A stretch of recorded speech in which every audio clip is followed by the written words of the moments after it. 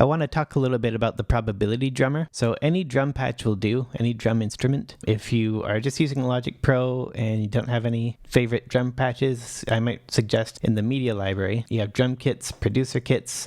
Any of these options is good, and then this gives you a multi-output drum kit. If you go onto the overheads channel, you can then click onto the drumhead instrument. It has to be on the overhead channel, and if you click on any of these drums, you can configure which drum you want to put in, change the tuning, dampening, etc. So very, very configurable. Throw any effect on any different drum channel. And then on the overheads channel, you also have these MIDI FX plugins, and you can go in there and choose Scripter, and from Scripter, you can then go to Open Script and Editor, and then you get this little window for JavaScript, and this is where you would paste your JavaScript code. And from there, if you're using the probability drummer, you have all this configuration, and so I can walk through that. So first off, we have these constants that are defining the MIDI pitches for each different drum piece. So if you have a different drum kit or a different synth, they might be different, but usually they're pretty standard. So these should usually work unless your MIDI pitches are mapped differently or something, and then you'll have to change them around. Then you have your time signature.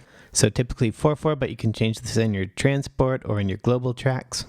And there's subdivisions, so 4 for 16th notes or 2 for 8th notes. And then you have your time signature offset. And so normally your project start locator is set to beat 1 bar 1, and that all kind of translates into the number 1. But as far as JavaScript programming goes, when you're working with indices, things like to start at 0.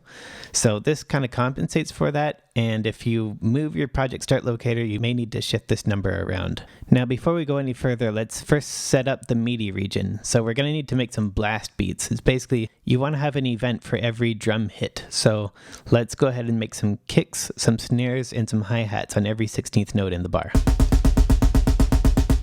Now let's enable the script.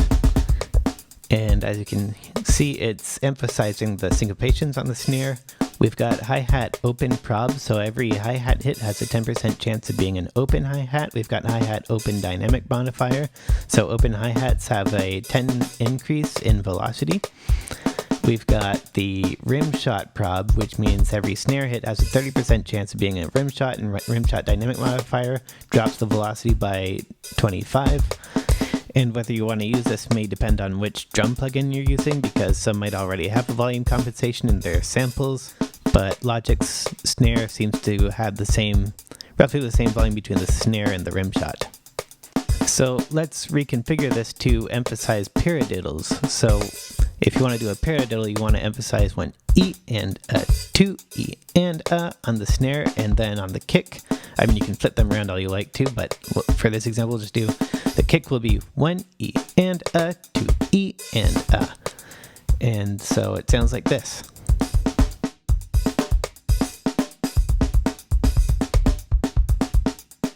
Notice I've also increased the dynamic on beat 2 and beat 4.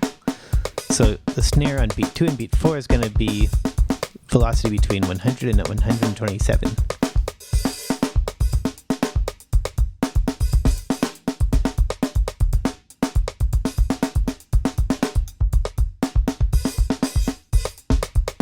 Happy grooving, and thanks for watching.